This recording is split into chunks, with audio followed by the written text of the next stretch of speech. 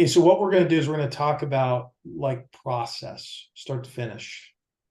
How does this work as it pertains to beginning of a deal coming in to the whole step-by-step process on how we get to completion, of a deal. And the place it always starts is sales and marketing. Okay, so you always, and we always start with the goal to perform outreach activities with the intention of finding our target capital client opportunities. Okay, so this activity is done by marketing department as well as loan associates. Okay, and the first place that we would probably start even preemptively this is when you do marketing activities, it there's two ways to go about it. There is marketing campaign things like posting articles or social media activity, or you publish something in, maybe it's you're on the television, or you got interviewed, or you're on a podcast or something like that. They're what I would consider passive activities that are pushed out into the community for the fact of visibility and clarity as to what it is you're trying to do to solve the client's problem. Okay. So for example, from us, okay, if I just, from our marketing perspective, our message or focal point for us is we are a data-driven platform that provides white glove access to over $1 trillion of debt and equity capital that delivers a 90% closing success. Okay. So if you think about it, like this is our one phrase strategy. Tired of the anxiety about whether your deal will get closed? We provide access to capital that assures your deal gets funded so you can have confidence to build your dreams. Okay. So there's a problem, the anxiety of not getting a deal done. That's real issue clients have. Because you could go down the road with somebody, get stuck because they changed the terms at the end or won't close. Oops. We provide, so our solution is access to capital, right? Good, solid capital that can get your deal funded. Okay, so that's the whole thing. We want a surety of close, confidence of close, that we can actually get your deal done. And then the end result of that for them is that they get to build their dreams. Because at the end of the day, nobody cares about me necessarily. They don't care about my hair color. They don't care about what I drive. They don't care about my fancy process. Like, nobody cares about that stuff. What they care about is solving their problem so that they can do what they want to do, which is accomplish a dream, right? So they call it what's in it for me, right? That's the whole thing. So we're sending messaging activities out, articles, content, and things of that magnitude. And then Dan, and anybody on the sales side is basically making phone calls directly to people, plus also calling indirectly and networking to get opportunities. Okay. So that's always the starting place. Don't have sales and marketing, you have the best concept in the world, doesn't matter. Okay. So when that happens, a deal comes in, we call it a tickle. So, or an inquiry. And an inquiry is just any opportunity. So if something comes in the door, and someone says, here, I've got a deal. Great. Okay. So we log that, and it falls into a couple different categories. Either the deal dies because it doesn't meet our criteria, or there's some reason we don't want to do the deal. And so we kill it. Either it just doesn't meet the criteria, we don't feel like it makes economic sense, we don't feel like they're our target audience. for whatever reason, we kill the deal. Okay. Or it goes into what we call a tickler. And a tickler is something that could have potentiality to it, but it's not ready. Like they're not urgent yet. They might not be under Okay. contract, or there's not a balloon really coming up soon. They don't fall into what we call urgent status zone. And so what happens in that case is we keep them in the tickler zone, which I'll just give you an example of this so you can physically see. We have tons of ticklers in our tickler zone. If they're in that category, is that still something you work on, or you just kind of have it there in case they move up in urgency? We follow up with them. So Okay.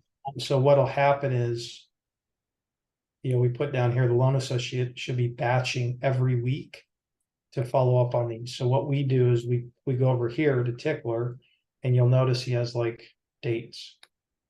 Follow up on this date, right? So he'll have these dates that he's got in there, and then he'll block timeout and follow up or email and go, hey, any updates? And so you've got this big bucket that you're sort of tickling, right? You're sort of going, order thing. And eventually a few of those will go into what we would consider urgent zone. Okay. And urgent zone for us, and again, we have definitions of everything, but for us, urgent zone means at the end of the day, something in urgent zone is they're actively communicating with us. There's a restrictive deadline to them. There's an ability to sign up within 1 to 2 weeks, and they must be in some sort of purchase contract, must be signed. Okay. If there is a purchase contract, but there has to be, those are the criteria for us to say it's in the urgent zone, for us to now say it's worth, the juice is worth the squeeze of moving them into this place. Yeah. Okay. So that's what we end up doing is they call, and we don't spend a ton of time. But if they do, we're following up to get the information. And so they're calling, this loan associate's calling target audience, and here's where you get your leads. They're filling out the inquiry sheet, getting it logged in. And so cold calls, prospecting, developing relationships directly to the client, and then also indirectly to people that might be feeder sources, like bankers might send you opportunities, commercial brokers might send you opportunities. There's a bunch of people that could be potential feeder sources for you to get deals. So Dan literally makes 130 to 145 outbound calls a week, because out of sight, what am I going to say after that? Out of mind. Out of mind, right? If you're not in front of somebody, then they could think you're the nicest person on the planet, but they just don't, they'll forget. Yeah. This is why you see Coke commercials all the time, right? Boom, boom, boom, boom, boom, boom. And then when you go, I'm thirsty, I want a Coke, right? So, or you drive by a self-storage facility and you got, public storage on all the corners, or extra space storage on all the corners. You see enough of them to go, when you need a storage space, you go, oh, extra space down the street. Yeah. Okay? So that's the key, is just being visible, because it's a timing business. You're either there at the right time or you're not, but that moment of window, you either get it or you don't, because the moment passes by. Okay. Yeah. Okay. So that's the first thing, is we just, we're doing that all the time. And then we, again, calling on direct and indirect prospect lists. I kind of walked you through that list of people that we're just banging the phones on. Our indirect prospect list is right here. And these are people that we've closed deals with, or that have referred stuff that we've closed, we're following up with. People, again, we're establishing trust. They haven't referred it, they've referred, but we haven't closed, or people that might not be as really referred yet. So we're Okay. just, we're following up on those people, just constantly staying in front, adding value to them somehow. Like I might call up a referral source, say, how can I help you? Like, who do you need to get a hold of? And we Mm-hmm. call that CPIG, which is connect them with somebody else, partner with them on something that could help them, give them information or just give them a gift. Sometimes I might go, hey, it's your birthday, I'm going to get you something that you care about, right? So we want to give more than we take. There is a give and take relationship, but we want to always be 60-40, and add more value to them than they do with us. Okay. So when that happens is we are always kind of trying to review the process. So a deal comes in, we go to conferences, we go to the NMHC conference. When we go to conferences, we're either setting up a booth, meeting with clients. The best thing we say is when you're in person, press the flesh. I mean, I know we live in tech world, but humans are still humans. We want to meet. We feel trust. Trust goes through the roof when you meet somebody. Yeah. Hopefully, if you don't come in with gold chains and your hair's all right, but you gain trust with somebody when you physically meet them, shake their hand, talk with them. We call it press the flesh, right? Okay. Have coffee with them, so on and so forth. So going to conferences is how we also do that. So we're visible, we're there, we're meeting people. And then we follow up with people. So it's a great way because we'll get a list of people before, and then we'll actually reach out to them before and say, hey, I'm gonna go to the car. I'd love to meet you. It's a great way if we haven't been able to get a hold of somebody. People go to conferences, they kind of let their guard down a little bit. Mm-hmm. So it's a great place to meet people that might not otherwise be able to do it because they're just busy, so they're there. You have a captive audience. Okay. So this is just one of the outbound marketing things. This will constantly be built out because we're building this as we speak. We call it building the plane as we fly it, So we're building marketing campaigns, and I'm building the SOP for that right now. We send out hot money once a month. This is the process for that. That just sends out like a document that we do where I could have a copy of the template, I think right here. But it's another value proposition that shows people rates and terms and things of that magnitude. Okay. I don't know how that happened. So anyways, there's a hot money sheet that we go through that they they get once a month that keeps them informed as to the markets. Okay. Now, once a deal comes in and we feel like we're, we kind of log the deal, and we're ready to go, it might die. We go through the alignment sizer. Okay. So the very first thing Dan does is he will go through this thing right here. And it's the very first thing we do because we're trying to align ourselves to vet them out to see if there's a fit. Okay. And so what we do is the first thing we do is we log all the financial data.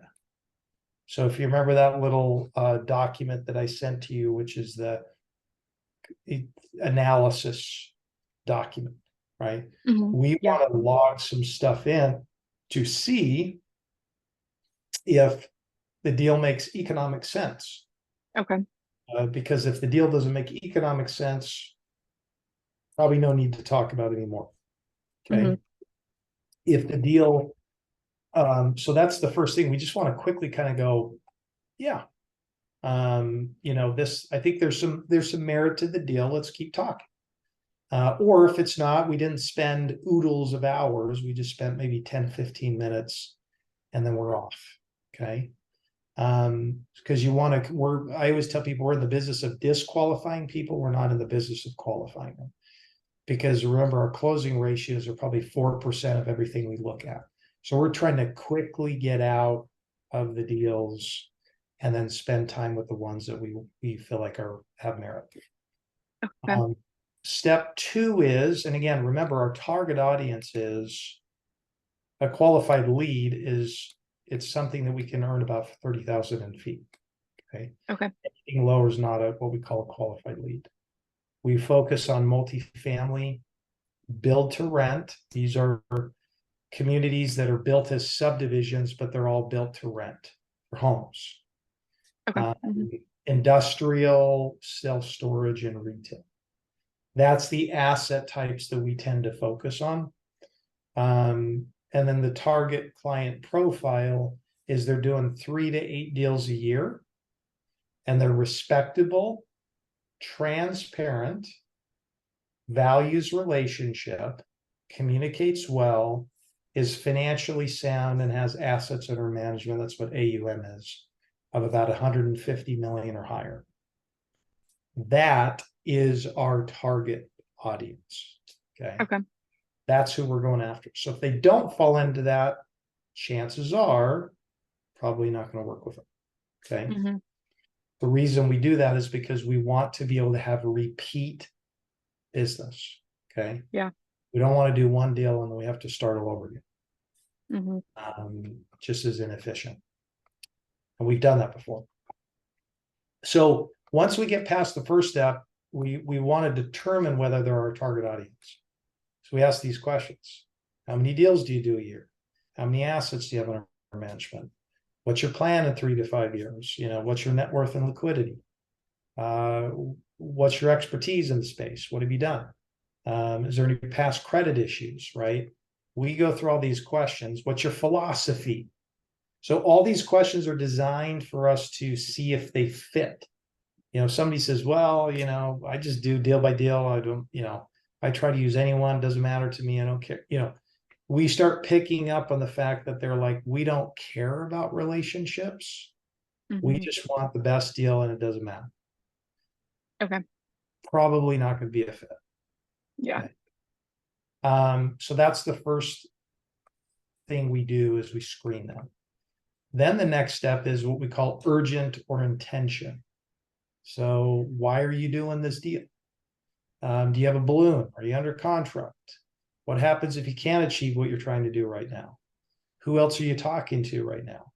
I'm trying to find out, I've talked to 50 other people. It's like, okay, well, what's the matter with the deal? Why don't you get it done? So these are all years and years of experience that I've had to know, like, let's get these out on the table and see if they're just kind of shopping like crazy. And do they really want to do they have to do the deal, or do they just, it would be kind of nice. Okay. Okay. So somebody's like, well, I got a 6% rate. I'd love to get a 5. It's like, it's not a need, it's like, it'd be like, well, it'd be nice. Because the reason why is because if they don't really have to get it done, then when things get tough in the middle of a deal, they'll just go, forget it. Not going to do it. Yeah. And then you wasted a bunch of time. Okay. And then, do you have enough cash available to close the deal? That's a big issue. What are your non-negotiables? What have you tried to do so far?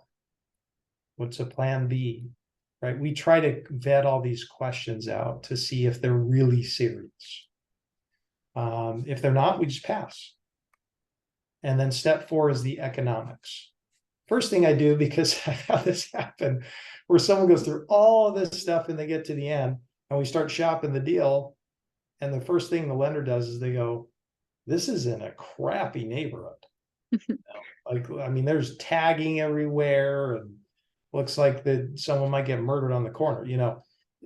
We want to make sure that it's like, so I just say, look at the Google map. Yeah. Around and ask yourself the question, would you and your girlfriend feel comfortable at 5 o'clock in the afternoon walking down the street? If the answer is no, probably don't want to do the deal, right? Yeah. So we look at that first. We want to say, are there sufficient market rents and sales comps? This is like non-negotiable. You Mhm. need to be able to support the rents and the sales comps. And we have this thing, you'll keep seeing this thing, alignment rubric thing.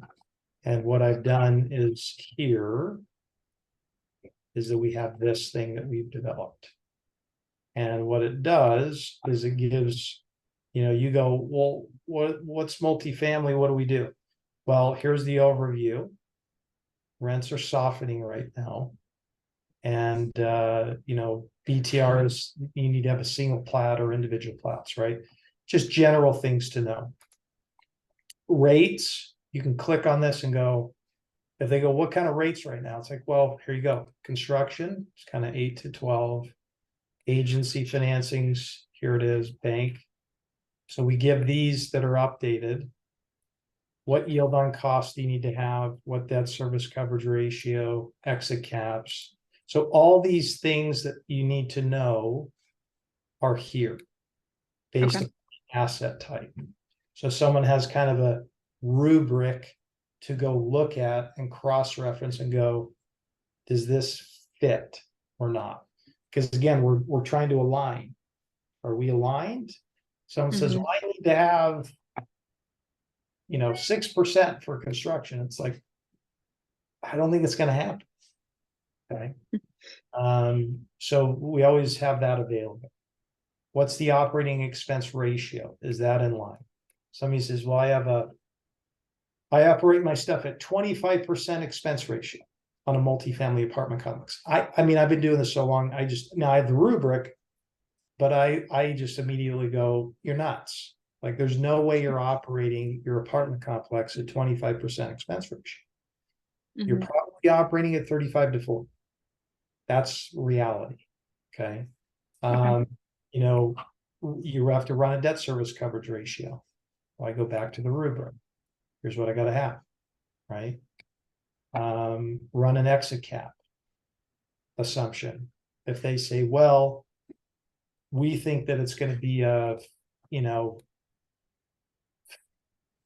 4 cap, and I'm looking at this going, it's got to be above a 5.5.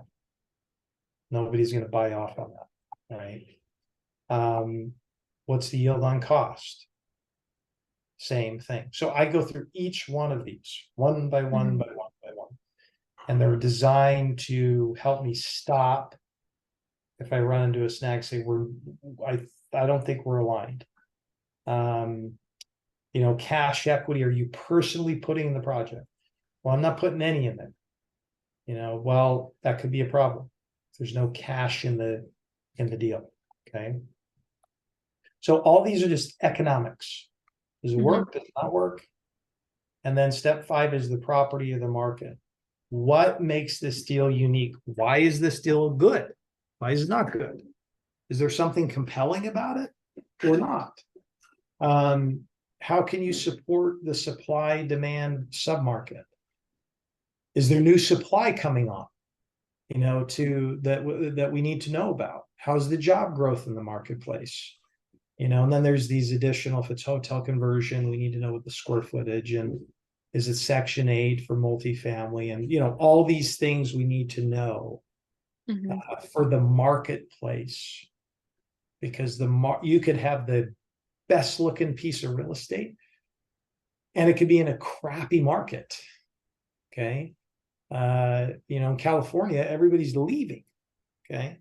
And the reason why is because the government has just continued to put worse and worse tax regulations on business owners. So at some point they're like, hey, I have to pay $30 an hour for wages. I can't do it. Like I can't even make money. Like I got to get out of here because I'm literally losing money. It's just a math problem, right? So, you have to understand the market economics. And so you can either say, I don't control the market, I'm either in it or I'm not. So I just got to know. Okay. And then everybody is moving to Texas, right? Because again, they have favorable tax rates. It's easier for businesses to do well. So what's going to happen? People aren't dumb. They just move to where they're going to do better. Okay. So we go through that kind of stuff. Then we go through their personal stuff, ownership structure, there are other projects they're working on that we can bundle. We kind of try to bundle things. Hey, do you have another deal? We can do 2 or 3 together. Okay. Okay. And then step 7 is to submit to the manager. So we always have a second pair of eyes because of mistakes we've done in the past. I always say, send it to me or someone else to look at it and see if there's something that you're missing. Okay. And then we review it, give feedback, we either approve or reject the deal. And is Once this sorry, up No, go until ahead. this point, is that usually Dan who's done everything up until this point? Okay. Yes. Yeah, Dan is trained to do this. He does it all the time. So he goes through this all the time, fills out a document. And so we know whether we're going to proceed. Okay. Okay. And then what happens is you get the deal signed up with a lender list. So what Dan would do is he would send to me, this is going to get changed a little bit around this 24 hours is going to end up being up here just because we want them. We're going to now take a general 1-pager, which we've designed here. So it's kind of a 2-pager, I should say. This gets filled out by Dan. It's a quick 2-pager on the deal. And then what happens is we take that, I quickly flight it out with lenders. So I go back to my lender list. And the way I decide it is I will go here and I will search based upon this information. So I'm like, well, okay, it's construction, so it's a construction deal and it's a industrial. Okay, so it's going to pull every lender up that fits that criteria. Mm-hmm. And so I'm gonna get my list. Might get 10 or 15 of them. And then what I'll do is I'll take that list and I will go here to my 24-hour tracker. I'll log that list here. Okay. And then put the name, the lender contact information. And then what I'm going to do is I'm going to, and this is where we'll go back to SOP. Okay, so it goes through this. It passes the protocol. We're going to get this 24-hour thing where the summary document, the capital markets is going to get 10 to 15 potential lenders. And then they're going to send the list to the salesperson. Okay. And then the salesperson, which is Dan, is going to go ahead and get a non-exclusive agreement signed. So this document then is going to be signed by the client, which says, yes, you're fine to go out and represent us with these lenders. And so what we'll end up doing is once we get that signed, then we will take this 2-pager and we'll circulate that via email to all those lenders, 10 or 15, 20 lenders. And then what we try to do is we follow up with them. Okay, so we're contacting them each day and we're saying, yes, I sent it. See the notice this. And we follow up and we say, did they decline or accept or still they're reviewing? We want to notice that they responded. We put a 1 that's sent.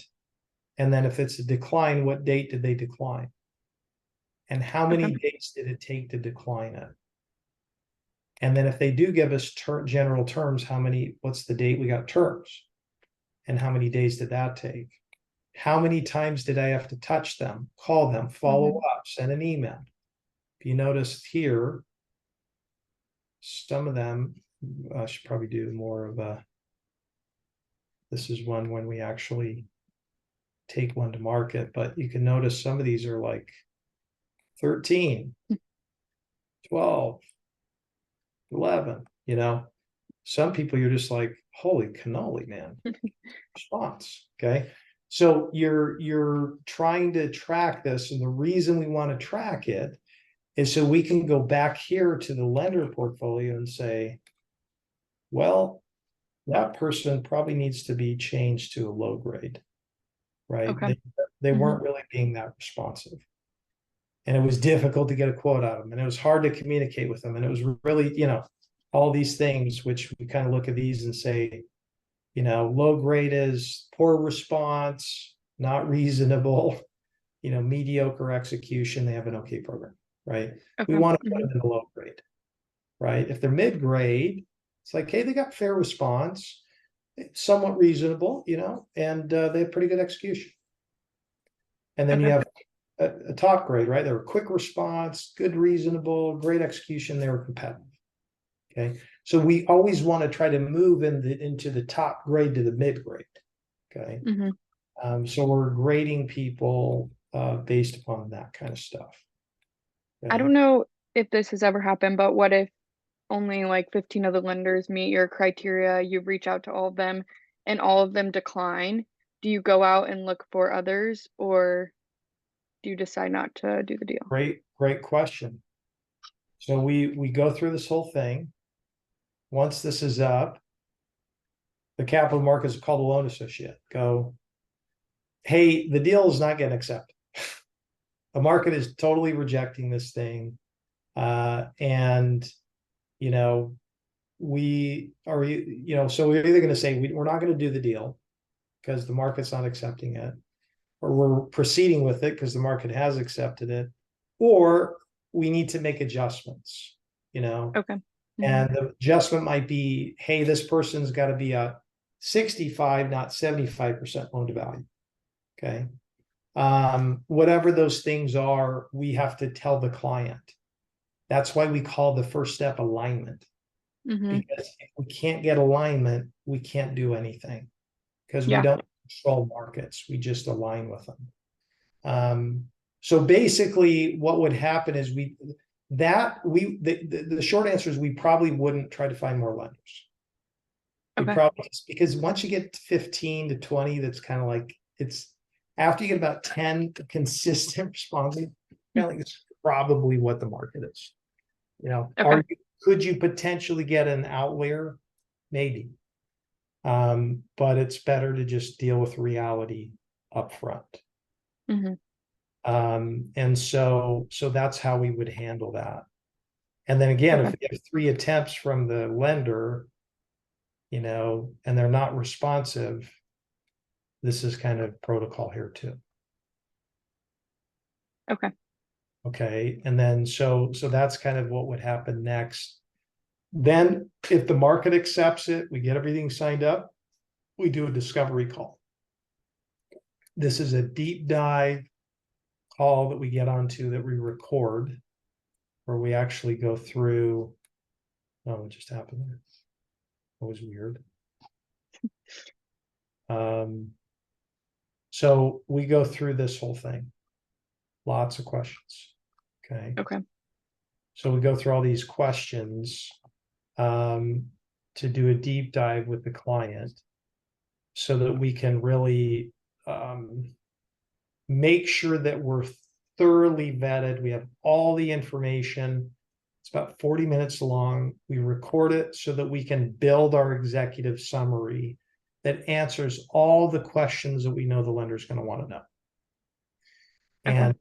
And then from that point in time, we start building a due diligence room. And so this is going to be like getting all the documents we need and putting it into a due diligence room that people can go and review.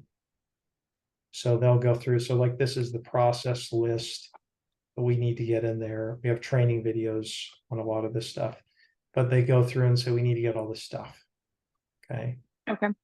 And it's got to all go in this, share folder that basically has, I'll give an example here. I'll do it on time. Yeah, okay. So we go in here. I don't know, this changed for some reason, and it's really weird. Let's see if it's Dave.Cotter.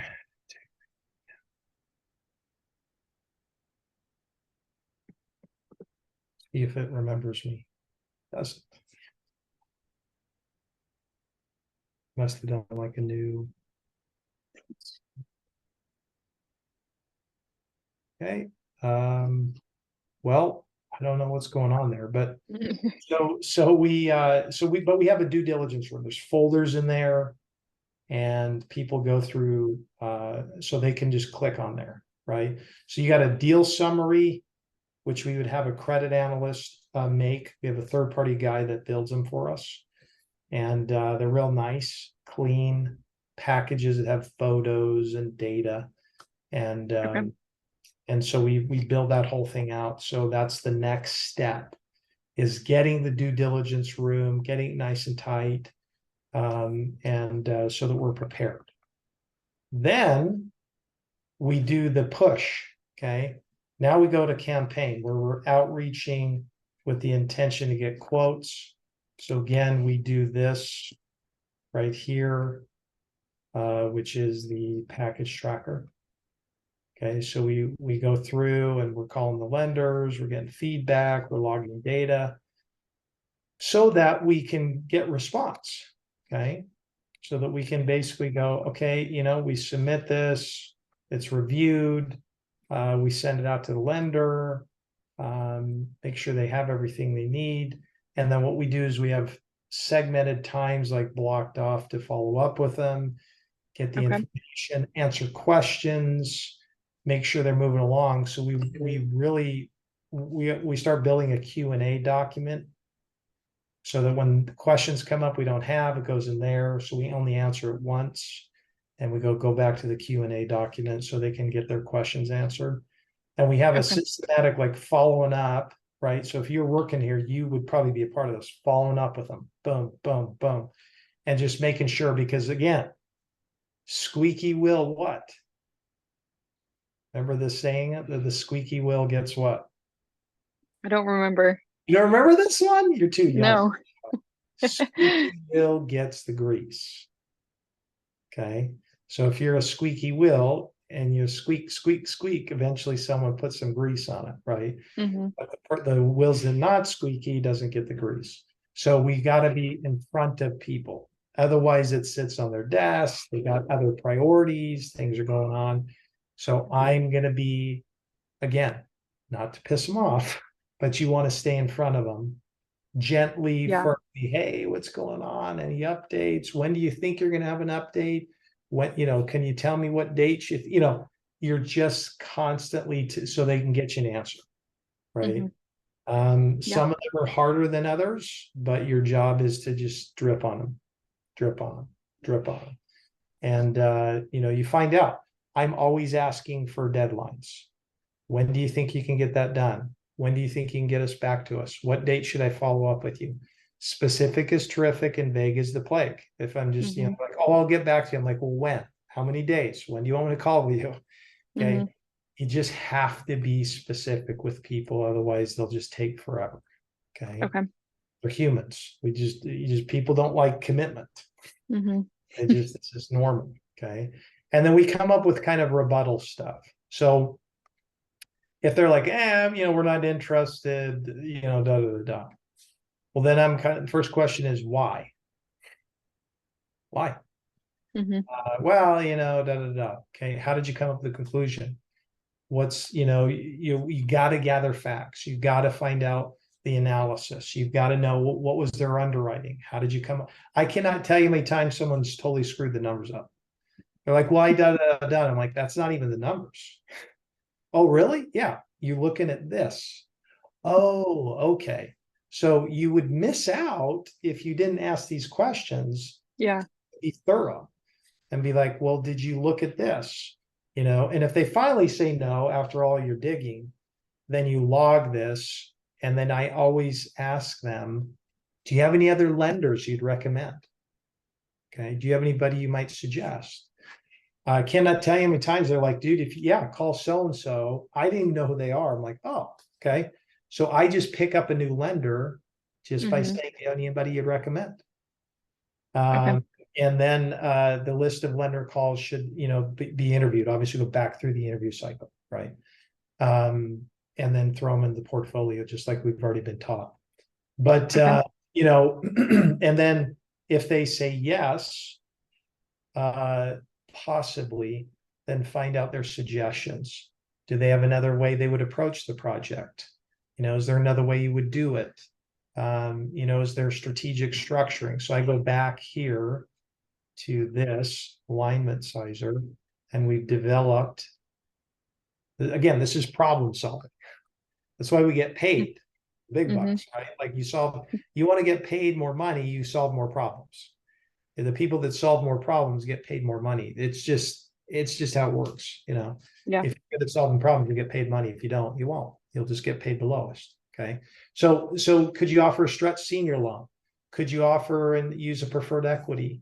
Could you underwrite with interest only? Could you, so all these are suggestions and ideas. It's internal use stuff, but that's how we have it designed. Okay. Okay. And so I go through all this stuff because we want to be thorough. That's our value proposition. And then we close the loop. If it gets closed and there's nothing we can do, then we just go over here. We make a note of it, decline, the date, how many days, how many touches, and we tell the reason why. Okay. Okay. So, and again, no response. This is how we handle it. And we want to gather quotes. So if somebody gets us a quote, we go over here and we start logging quotes in. What's the loan payoff? What's the loan amount? What's the what's their spread and their index? What's the all-in rate? We log all this stuff so that we can give appropriate information to say, hey, here's your total out of pocket on all these quotes. So people know, oh, I've got to come up with X amount of dollars. So we try to help people size up and say, this is why this is a better deal or not. Okay. So we're logging the quotes in here. And the goal is to get that done as fast as we can so we can get feedback to the customer. Okay. And again, this is just process deviation. There may be times you want to add lenders. You got to confirm that the clients are satisfactory and get, confirmation. Then we present the quotes, to the capital markets analyst, reach out to lender to inform them the client has made the decision to work with them. Capital markets analysts will also reach out to the other lenders to send over terms to thank them. Okay. So that's kind of closing that out with the lenders if we decide. Then we go to term sheet. So once the quote's accepted, someone says, yeah, I like that. We go to term sheet. Okay. So we go back to the lender that we've chosen. We receive the quotes, we submit them to the client, review it with the loan associate, make a recommendation, and then we get one chosen. We might renegotiate, or the deal will not proceed. This could happen. If the deal does not proceed, it goes dead, follow dead procedures. If we have to renegotiate, we go back to the lender. And then if the client proceeds, we contact the lender to get a term sheet, and so we can review that, negotiate if we need to, and they get the final fee agreement signed, okay, with the client. And this is obviously the fee agreement process that we go through getting signed. So that's basically phase one of getting things, signed up. So it's a lot of stuff just to get to phase one, right? But this is why we're really picky, because there's a lot invested in time, and we want to be successful. Okay. Yeah. And then phase two, ultimately we can talk about next time, but that's phase one of getting a deal signed up. So you can see there's a lot that goes into it. There's a lot that's invested into it, but it's necessary for us to be successful for the client and delight them with a funding experience that they can actually do. So Yeah.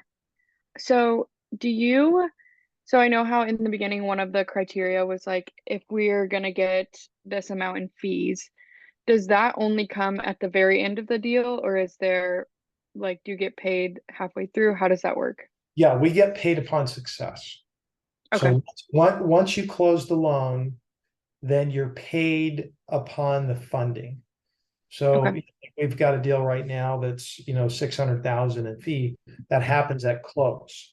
So once we fund the deal, escrow closes, we get our check right at close. Okay. Okay. All success fee, which is why we're so picky about what we do. We don't want to waste a Yeah. bunch of not be able to close Yeah. because nobody gets paid. Okay. Okay. Hmm. Uh, so yeah, it's all success driven. So Okay. That makes sense. does that